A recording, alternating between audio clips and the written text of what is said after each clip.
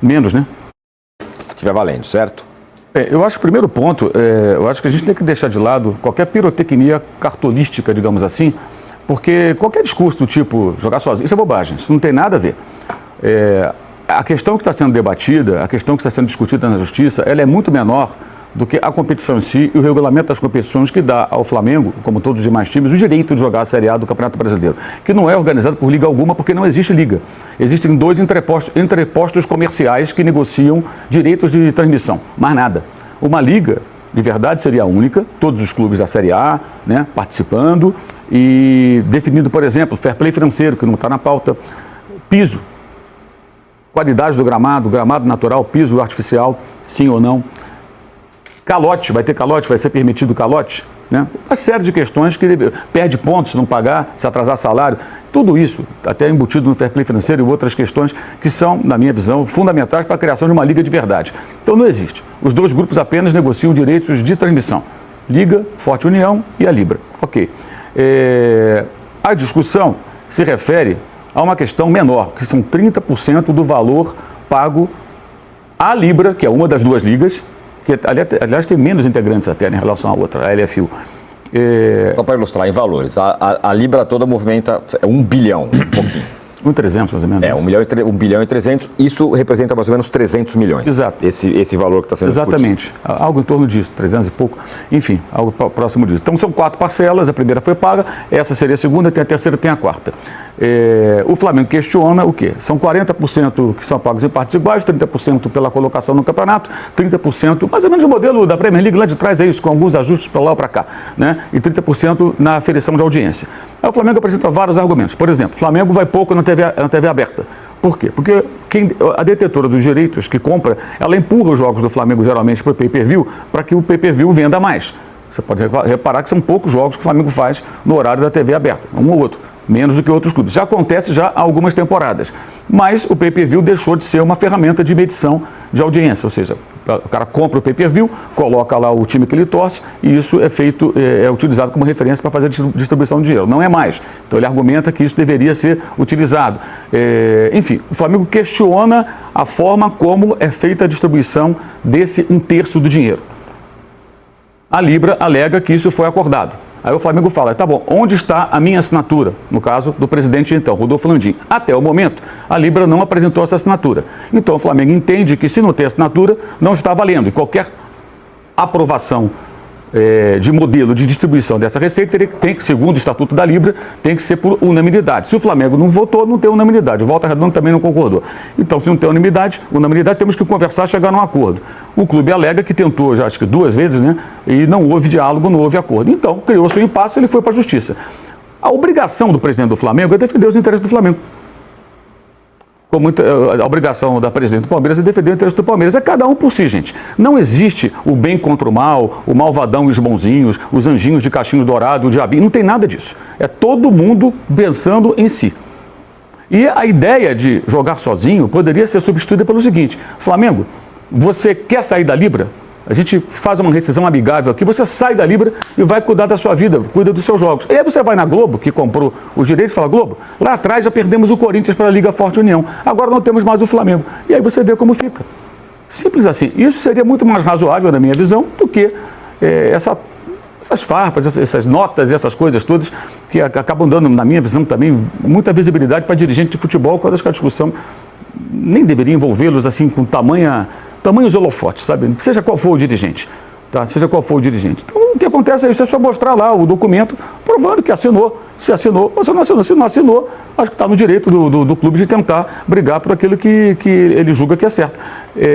Lembrando que o Flamengo, ele perdeu, deixou de ganhar cerca de 100 milhões com esse acordo. O Landim aceitou. O Landim é muito criticado pelos rubro-negros justamente por ter aceito isso, tá? Por ter aceitado isso. Agora, se não está aprovado, se não teve unanimidade, se o papel lá com a assinatura do Landim não aparece, então quem tem razão? A Justiça que tem que determinar.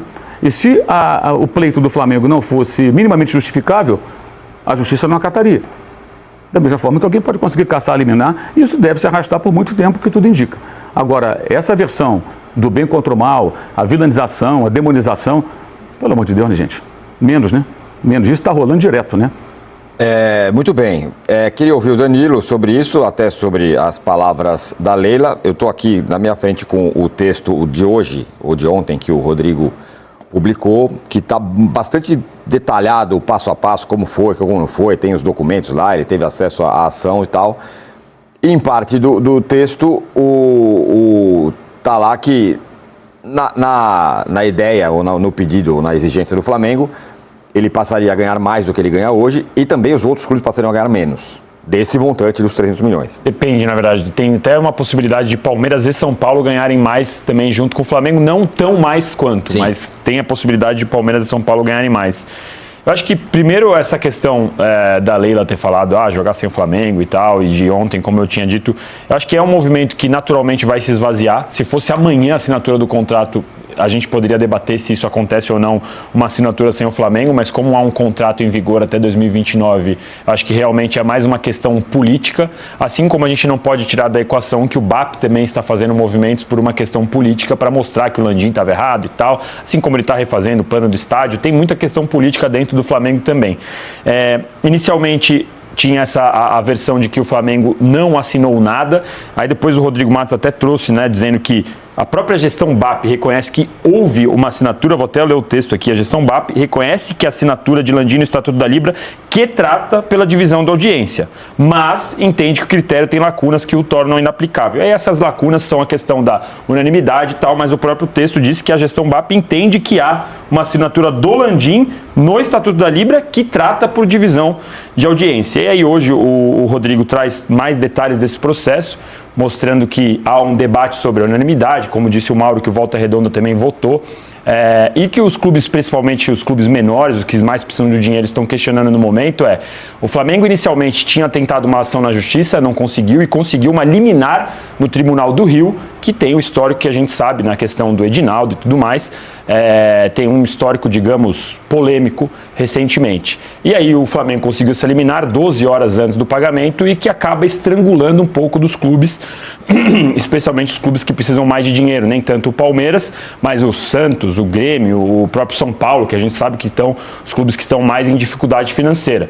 E aí é esse o ponto que o Mauro falou, se o BAP entende que tem que defender os direitos dele, ok, se a gente entende que poderia ter um pensamento coletivo, acho que aí a discussão muda um pouco. Mas a discussão coletiva nunca existiu, e também é verdade, porque sempre que a gente vai discutir alguma coisa de uma forma coletiva, cada um puxa a sardinha para o seu lado. A gente cansou de falar aqui, quando a discussão, todos os clubes se uniram para conversar sobre o gramado sintético, na véspera eles se uniram para conversar, no dia da reunião na CBF, eles desistiram. E não foi que o Palmeiras, o Atlético Mineiro e o Botafogo desistiram porque tinham sintético. O São Paulo desistiu, o Corinthians desistiu. Os clubes que têm gramado natural não quiseram discutir porque eles preferiram discutir quanto eles iam ganhar com placas. Então, vamos fazer um acordão aqui, sintético a gente não discute agora, e vamos discutir as placas. Então, assim, já teve essa discussão. Lá atrás, a Liga, quando era um movimento ideal, eram os 40 clubes juntos, os 20 da Série A, os 20 da Série B. Não rolou um acordo, a gente teve esses dois grupos, teve essa divisão, e mesmo o Flamengo, quando entrou na Libra, ele inicialmente também não concordava, e demorou muito para o Landim concordar com essa perda do dinheiro aí em relação ao contrato anterior. Então, assim, sim, o Brasil nunca viu uma discussão coletiva.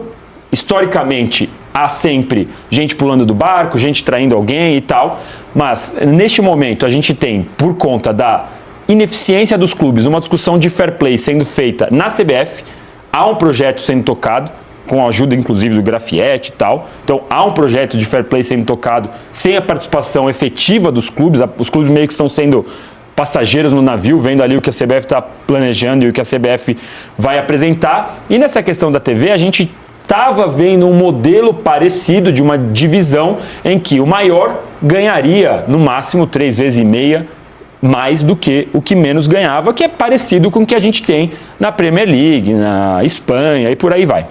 E agora essa briga provavelmente vai colocar tudo por água abaixo. O que os clubes questionam muito é o porquê o Flamengo, em vez de discutir na Câmara Arbitral, que é o que está previsto lá no regulamento da Libra, preferiu ir para a Justiça, tomou um primeiro não e foi para o Tribunal do Rio de Janeiro para conseguir se eliminar 12 horas antes do pagamento. E aí já vai, obviamente, é mais um episódio, não é que só o Flamengo faz isso. O Palmeiras recentemente não assinou o memorando de entendimento para a União das Ligas, para discussão de uma forma ainda mais coletiva. Então, cada dia a discussão muda porque cada um resolve levar para o seu lado.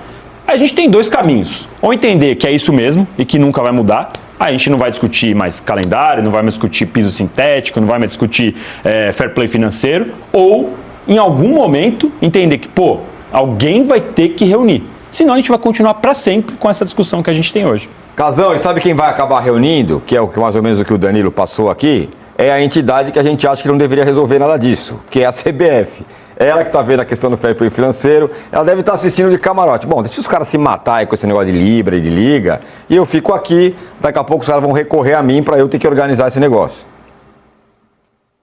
É muito provável mesmo que aconteça isso, porque como o Mauro falou, como o Danilo falou, cara, um pensamento coletivo dentro de uma discussão de dirigentes de futebol, cara, eu acho que não fica na mesma frase, sabe? Não dá para se colocar no mesmo parágrafo a discussão coletiva e dirigentes de futebol. Cada um pensa para si, cada um briga pro seu lado. O que a Leila falou foi uma provocação, não é uma coisa séria. Cara, como você vai fazer um campeonato, apesar que já aconteceu, tá? Já aconteceu isso. Em 79 teve um grupo de times, inclusive o Corinthians não participou do campeonato, se eu não me engano, porque não concordava com o número de times que tinham colocado, tinha aumentado os times, enfim. Essa discussão coletiva dentro do futebol, em relação a dirigentes, né? Em relação a dirigentes, porque eles não trabalham coletivamente. Jogador de futebol trabalha coletivamente, porque você faz parte de um grupo, né? Agora, quem não trabalha coletivamente, quem não tem o hábito de dividir discussão, de ouvir, falar e ouvir e tentar resolver a questão ouvindo as opiniões dos outros, eles têm muita dificuldade de ceder. Todo mundo que manda tem dificuldade em ceder. Então, a Leila é uma empresária que ela manda. E o presidente do Flamengo manda, e o presidente do outro manda, quem decide são eles, tem conselho, tem tudo, mas muitas vezes entra por aqui, sai por aqui, quem toma a decisão é uma pessoa só. Então é difícil, muito difícil, quem tem um modo de agir, vamos dizer, até um pouco autoritário, ou pegando a responsabilidade para si próprio, como eu pago, eu mando, eu decido. É difícil pensar coletivamente. Eu não tenho a mínima expectativa que isso se resolva rapidamente.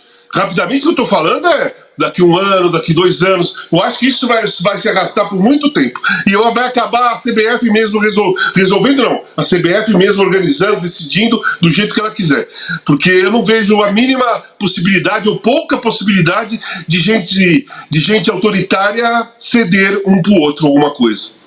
Muito bem. Agora, um detalhe, Tironi, não existe, é bom deixar claro, nenhum movimento real para a criação de uma liga de clubes que organize o Campeonato Brasileiro. Não existe, não há. Você tem 2 grupos que negociam direitos de transmissão.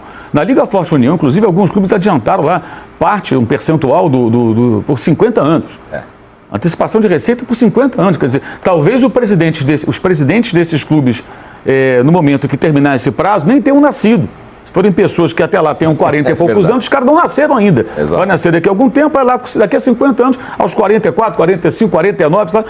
O cara é presidente. Quando foi que assinaram esse negócio aqui? Eu nem era nascido. Eu não existia. Quer dizer, olha que loucura, é muito tempo, né? E os clubes anteciparam Inter, Botafogo, acho que Fluminense, enfim, aí tem percentuais que variam, assim de cabeça eu não vou lembrar. Então não existe esse movimento na prática. Era 20%, mudou para 10%, quase todos. Para 10%, exatamente. No início era 20%. Então, você tem aí 2 blocos que negociam direitos de transmissão. Mais nada. E, assim, um exemplo de desunião recente, que assim, me chama muito a atenção, foi quando a CBF fez esse absurdo que foi essa mexida no calendário, que prejudicou terrivelmente 3 clubes que estavam na Libertadores, os 3 remanescentes do Brasil na competição. O São Paulo, o Palmeiras e o Flamengo. Aí o Flamengo chiou. O Palmeiras e o São Paulo concordaram. É óbvio que para os jogadores, para as comissões técnicas, não foi bom. É óbvio. Se você tem semanas livres de Copa do Brasil para você recuperar atletas, treinar seus jogadores, um respiro, e de repente você pega aquelas semanas e enfia jogos do Brasileiro para jogar a Copa do Brasil lá para dezembro, e o Brasileiro que terminaria dia 21 acaba no dia 7, 2 semanas antes aproximadamente, é claro que você sufoca esses 3 times e você os prejudica. E 2 deles concordaram com a CBF. Isso é política, mais nada. É que, por outro lado, os caras preferiram não terminar a temporada dia 20 para prejudicar 26, né? Tem os 2 lados da balança. Não, sim, eu estou dizendo na questão dos clubes. O Palmeiras e o São Paulo concordaram com a CBF porque é uma questão política. Eu não quero brigar com a CBF. Ou não? Não é isso? Para mim é muito claro. Eu não quero brigar com a CBF. Ah, estão pensando neles. Por uma razão política, eu não quero atrito com a CBF. O Flamengo reclamou.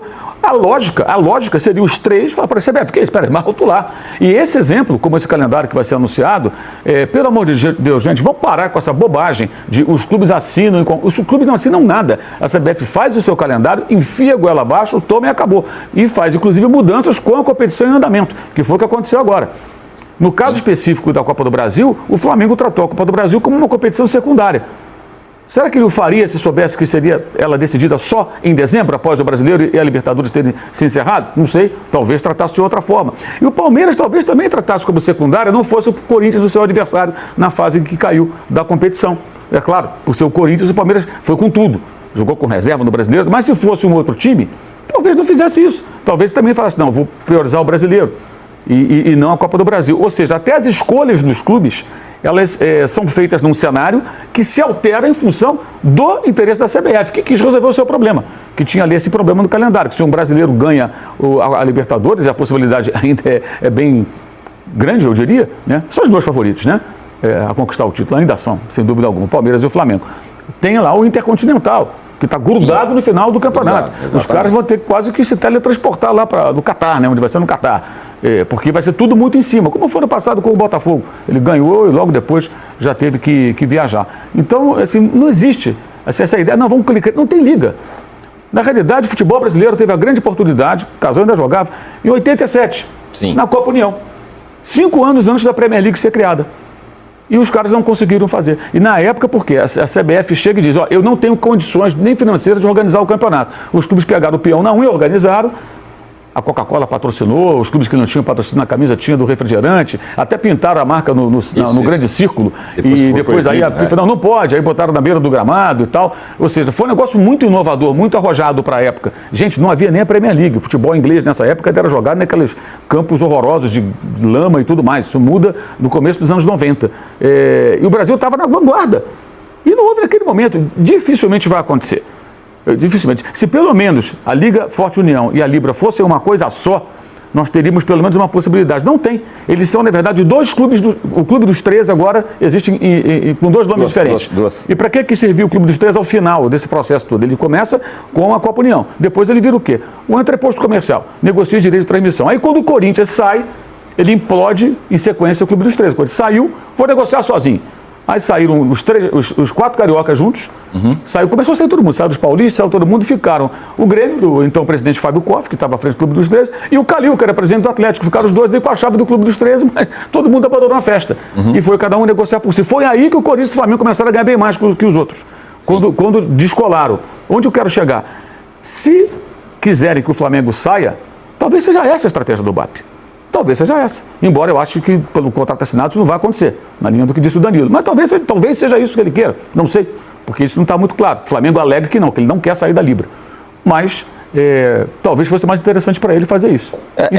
Essa era a pergunta que eu ia fazer, sem querer adivinhar o futuro. Se o Flamengo sai, o Flamengo vai se dar bem e todo mundo vai quebrar a cara, vocês acham? Não dá para saber, né? O Flamengo ele fez esse movimento na venda de direitos internacionais, né? Os 39 clubes venderam de forma conjunta os direitos internacionais e de bets, que para quem aposta, entra no site, tem alguns sites que tem a possibilidade de transmitir o jogo ali na própria plataforma da aposta. Esse é um dos direitos que também. Hoje, essa fatia dessa receita ela não é relevante. O Flamengo optou por fazer a transmissão independente na Flamengo TV para fora. Não sei se o Mauro tem, eu não tenho dados de quanto que eles já venderam. Se até hoje não vi nenhuma informação sobre isso. Não sei se está sendo bom ou não para o Flamengo. Isso a gente pode ser uma primeira medida para ver o quanto o Flamengo ganhou, quantos outros clubes vão ganhar. Talvez apareça só no balanço, Danilo. Então esse é um primeiro momento. O que eu acho que essa divisão individual, ela é boa só para 3 players, no caso. Flamengo e Corinthians, que são os 2 maiores que têm mais torcida, e para quem vai comprar. É muito melhor para quem vai comprar só de um, do que para comprar do grupo. Porque quando você pensa de uma forma no grupo, numa forma coletiva, o Palmeiras, o São Paulo, o Flamengo, imaginando que eles estivessem num grupo só, todo mundo junto, eles falam assim, nós 4 aqui a gente vai vender, mas para ter um campeonato melhor, a gente vai negociar de uma forma que o Mirassol, o Vitória, o Bahia, esses clubes também vão receber uma grana maior. Eu vou receber mais, porque eu sou o time que vai dar mais audiência, que vai atrair mais atenção, que a Globo vai querer, que o UOL vai querer, que seja lá quem for comprar vai querer. Mas, para vender, vamos fazer um pacote grande aqui para que todo mundo possa receber um pouco junto? Se a gente voltar a ter as negociações individuais, a diferença vai aumentar. E toda essa briga que a gente viu, ainda que tenha acontecido em 2 ligas diferentes, o modelo de divisão das 2 ligas, ela tem uma semelhança. Ela divide a maior parte do bolo de forma igualitária, depois divide uma parte de acordo com o desempenho e outra parte de acordo com a audiência. Quando você sai desse modelo e passa a negociar de uma forma individual, a gente pode ver uma diferença abissal. E hoje, a última receita que a gente pode pensar em distribuir de uma forma um pouco mais democrática, entre os 20 ou entre os 40, se você colocar as duas primeiras divisões, é o direito de televisão. Porque o Flamengo vai negociar lá Betano, do maior contrato do patrocínio dele, e tudo bem, é o direito dele, porque ele é o maior, ele vai vender mais, ele tem mais camisa, ele vai ganhar mais. O Flamengo vai ganhar mais com o sócio-torcedor, com o name rights, assim como o Corinthians, se acertasse a questão do estádio, poderia ganhar dinheiro pra caramba com o estádio. Assim como o Palmeiras, se continuar numa fase vencedora, pode subir o preço do sócio-torcedor. E aí você vai fazendo essa política individual, porque aqui a gente não tá na NBA, onde os caras dividem até bilheteria. Não é isso que eu estou propondo. O que eu acho os direitos de TV são a única fatia que a gente tem hoje que a gente pode distribuir de uma forma um pouco mais democrática. O Flamengo ainda vai ganhar mais, o Flamengo já ganha mais, mas não precisa ser tão mais neste direito específico, que eu acho que dá para fazer uma divisão um pouco melhor que fique bom para todo mundo. Muito bem, bom, então, assim, chegamos, hein? Batemos na audiência Chegamos brutal? na audiência brutal. O Casão levantou a mão. Fala, Casão.